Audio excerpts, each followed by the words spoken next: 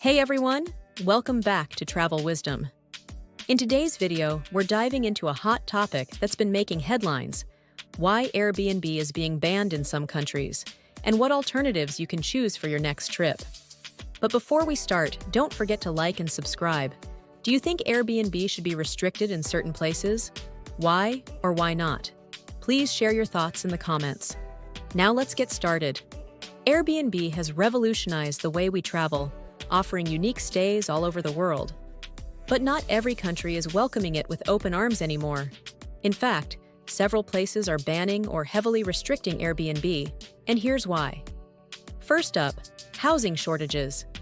In many tourist-heavy cities, short-term Airbnb rentals are taking up housing that locals desperately need. This reduces the availability of long-term rentals and drives up prices, making it harder for residents to find affordable housing. Next is over-tourism.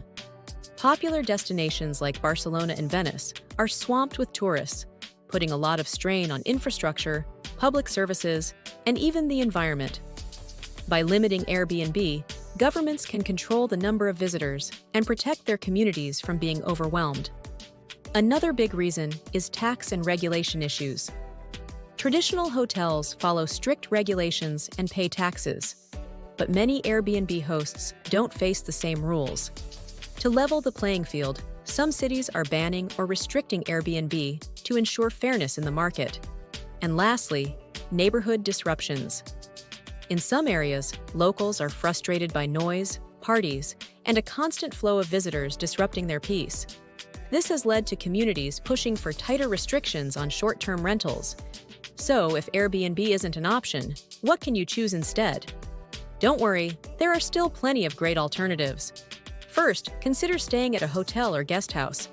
These are often better regulated and provide a consistent level of service and amenities. You can also try a local bed and breakfast. Not only do you get a personal touch, but you're also supporting local businesses. Or, for a more sustainable option, consider staying at an eco-lodge.